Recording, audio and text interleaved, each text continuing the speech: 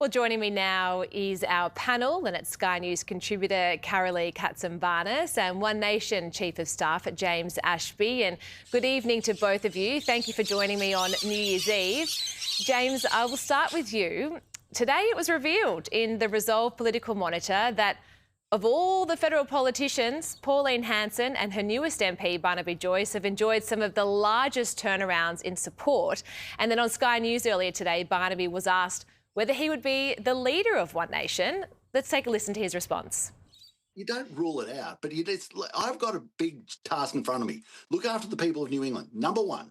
Number two, then I put myself before the people of New South Wales, and they'll make a decision whether my political career goes on or not. And what the people of New South Wales want to hear is not my ambitions or otherwise for the future. They want to hear of how I'm going to look after them in my term. And at this point, I'm looking after New England. So, James, what do you make of that reply? And, of course, the popularity of Pauline and Barnaby. Well, don't write Pauline off either, because I heard her say to one journalist who said, you've only got a couple of years left. And she said, well, with that attitude, I'm going to stay on for 2 more terms. And she's got it in her. From what I've seen of her, she's the sprightest I've ever seen her, and never a harder working politician either. She's somebody who's got around the regional parts of our country, unlike most of the others who jet in on commercial flights. She's there in a four-wheel drive and she goes to those far-flung areas. So I think also too, after 30 years, people are starting to realise, particularly since the introduction of social media, what Pauline Hanson truly stands for and what One Nation stands for as a whole as well. Because in the past, when she first came on the scene in the late 90s, it's very easy for media to take 5-second sound bites and just make her look bad or make her look racist.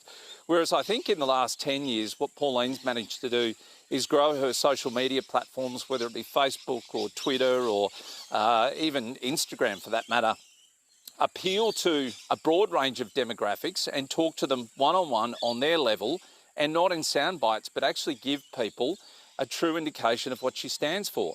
And the one thing I say to people is when they meet Pauline Hanson, very, very difficult to not like her. If Pauline could meet the 28 million people we've got in this country, I think she'd be Prime Minister by the next election. There's no doubt about it. She's a very likeable lady, and I think people start to realise what she stands for, and that is preserving the Australian way of life and making sure that everybody has an opportunity at whatever age, whether they're young right through to seniors. There's opportunity when people support Pauline. Yeah, there's certainly a lot of voters are leaning towards Pauline at the moment. Carolee, Anthony Albanese is facing mounting pressure to identify the source of the actual experts who advised him not to launch a federal royal commission into the Bondi massacre. Don't Australians deserve to know who these experts are? Absolutely. Good evening, Jamie, and also to James and to all the viewers on this New Year's Eve. Look, they do, and I don't know why he's not revealing it. Well, I do know, because why would he? I mean, his so-called experts, who are they? Are they Chris Bowen? Are they Penny Wong? Tony Burke?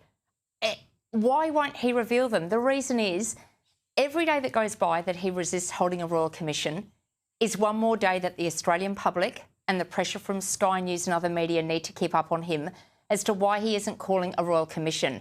An internal inquiry is definitely not good enough. It doesn't have the far-reaching powers of a royal commission. It is no disrespect to Dennis Richardson. He's been around for donkey's years, but there is evidently something that Albanese is hiding. He may not even know what it is, but why not hold a royal commission? We've had it into the banking, we've had it into aged care, we've had it into robo-debt. A royal commission is able to delve far deeper than an internal inquiry. You get one opportunity to do this. So why wouldn't you actually do it properly from the get-go? But it's also disgraceful, because I hope that Australians do remember that since October the 7th, 2023, every day that has gone by has allowed this anti-Semitism in this country to actually fester. And every day that he delays calling a royal commission is an insult to the victims and to the families in Australia's worst terror attack. It was less than 2.5 weeks ago, and it's absolutely disgraceful. Why won't he hold a royal commission? You know why?